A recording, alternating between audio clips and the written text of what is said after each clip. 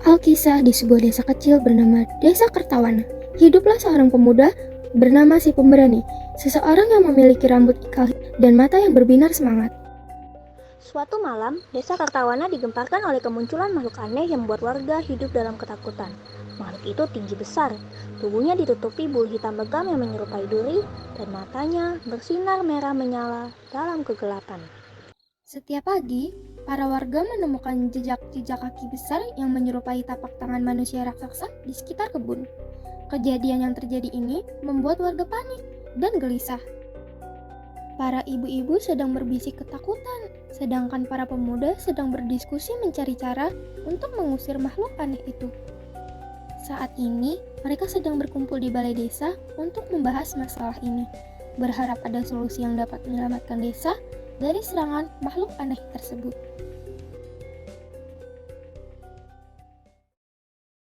Siapa yang akan berani menangkap makhluk aneh itu?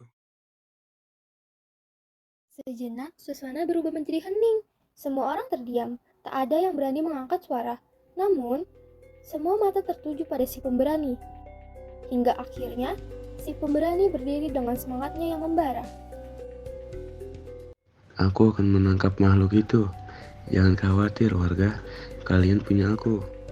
Warga pun merasa lega, dan beberapa terlihat bersorak mendukung.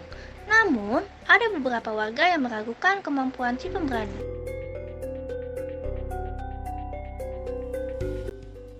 Kau bisa melakukannya, si pemberani.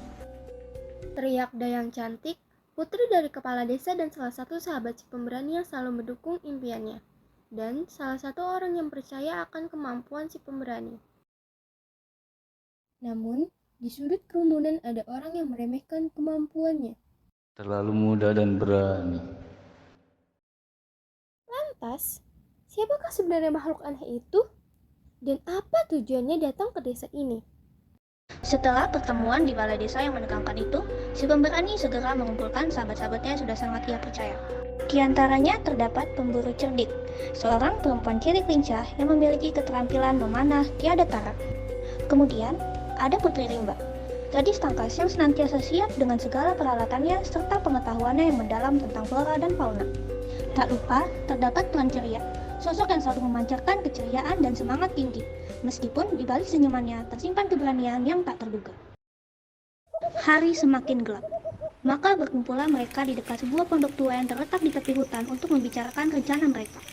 Kurasa satu-satunya cara yang bisa kita lakukan adalah menangkapnya saat larut malam seperti ini.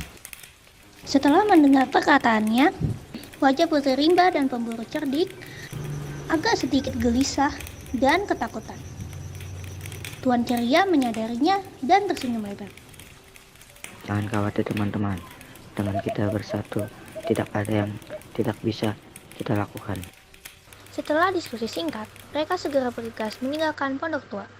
Jalan setapak yang remang-remang membawa mereka menembus kebun milik warga. Sesampainya di kebun, suasana berubah menjadi lebih mencekam. Jangan bergerak. Dengan langkah hati-hati, Tuan Ceria mendekati makhluk itu.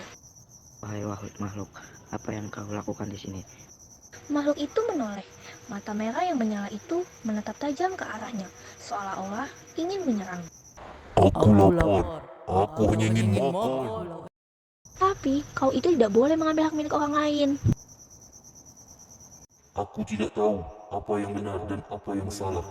Aku hanya ingin hidup. Si pemberani terdiam. Ia melihat mata makhluk itu dengan penuh pengertian dan menurunkan pedangnya yang membuat makhluk itu merasa terancam. Maafkan kami tidak tahu kalau kamu sedang kelaparan dan mencari makanan. Tapi bagaimana kalau kita membantumu? Benar, kami akan membantumu mencari makanan. Tapi kau harus berjanji tidak akan mengganggu desa. Ia pun tidak bisa menolak penawaran dari Putri Rimba. Makhluk itu langsung tersenyum lebar dan berjanji tidak akan mengganggu kebun milik warga lagi. Sesuai dengan perjanjian mereka, si pemberani dan sahabat-sahabatnya akan mengumpulkan beberapa makanan yang bisa dibagikan kepada makhluk itu. Dan mereka pun membawa makhluk itu ke desa. Sesampainya di desa, mereka memutuskan untuk membawa makhluk itu ke balai desa untuk membuat keputusan dengan kepala desa. Dayang cantik yang penuh dengan rasa penasaran pun bertanya kepada makhluk aneh. Di mana asalmu? Aku belum pernah melihat makhluk sepertimu sebelumnya. Dari hutan terdalam, namun manusia merusak hutan dan kami kehilangan sumber makanan. Aku turut prihatin, manusia memang sering merusak alam. Namun, warga desa akan membantumu untuk memberikan makanan. Kepala desa memutuskan untuk mengumpulkan para warga di balai desa agar para warga menyetujui akan keberadaan makhluk aneh yang akan menetap di desa. Awalnya, mereka merasa takut dan belum terbiasa. Mereka pun mendengarkan cerita makhluk itu yang kesepian dan kesulitan mencari makanan. Akhirnya, mereka setuju untuk membagikan hasil kebun mereka kepada makhluk aneh sebagai teman baru mereka. Makhluk itu merasa bahagia dan berterima kasih kepada si pemberani dan sahabat-sahabatnya. Dari hari itu, desa Kertawana tidak hanya dikenal karena si pemberani, tapi juga karena persahabatannya dengan makhluk aneh. Setiap malam, mereka akan berkumpul di halaman desa, bercerita, dan tertawa bersama-sama.